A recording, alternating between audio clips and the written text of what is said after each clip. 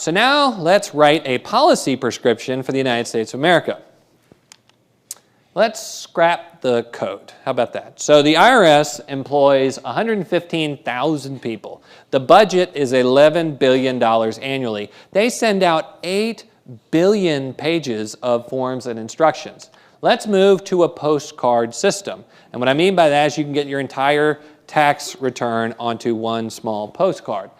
It'll broaden the tax base, it'll increase revenues, yada, yada. So we went back, checked with Art Laffer. What does Art think these days? Well, Art thinks that we should move to a 12.5%, well, 12.1% flat tax basically on personal income with minimum deductions, okay? And that we should go to a 12% consumption tax. That would be completely revenue neutral. Much simpler, reduce a lot of waste in the system.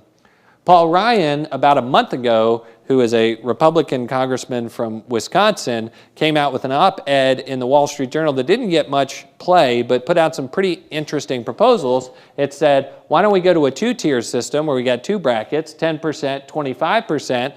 Let's add a value-added tax of 8.5%. For either of these, based on 2008, they would be revenue neutral. The idea, of course, being that you'd accelerate economic growth, which should raise future tax revenues. Policy innovation.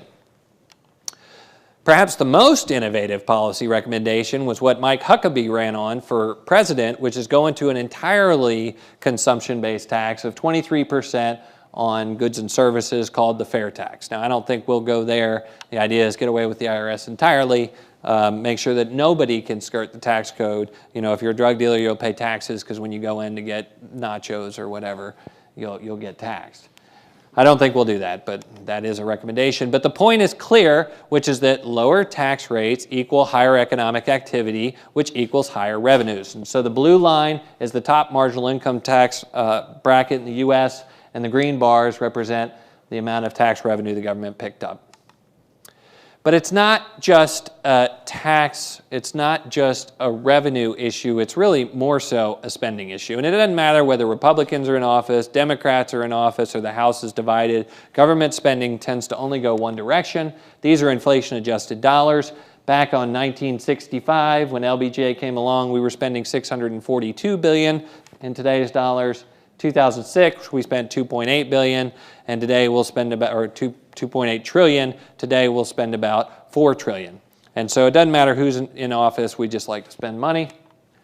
Here's what's fascinating, okay? And I talked to a few people about the healthcare debate today.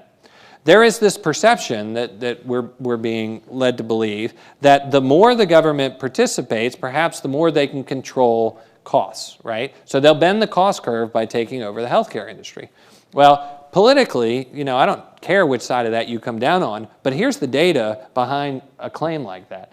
Right now, the government is 21% of the total economy. If you look at the inflation rate between 2000 and 2009, compounded, prices basically inflated 24%. The government is already 40% of the healthcare economy, okay? And the inflation rate from 2000 to 2009 compounded was 44%. The government is 75% of the education economy, and the inflation rate over that time period was 70%. So there is no evidence that indicates that government participation leads to cost reduction in an industry. So I'm not sure that the right answer is for more government involvement. And then here's the other thing. You know, more 18 to 30, 40-year-olds believe in UFOs than the fact that they're going to receive Social Security. I mean, you know, I do not lay in bed at night just glad that I'm going to be taken care of, you know, in retirement by the government or, you know, from a health perspective. And so we need to go ahead and address this. Everybody knows that this path is unsustainable, so let's just do something about it instead of pretending that it's all going to work out. So for the U.S. specifically, we need tax reform. You know, let's see if we can't innovate a little, unlock some additional revenues.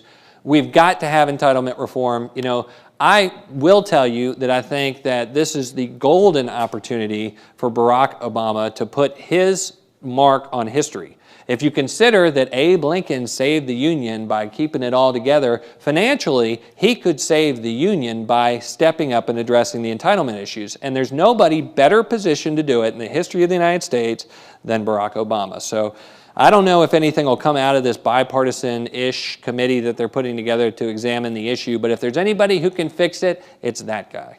For the U.S. specifically, we need tax reform. Let's see if we can't innovate a little, unlock some additional revenues. We've got to have entitlement reform.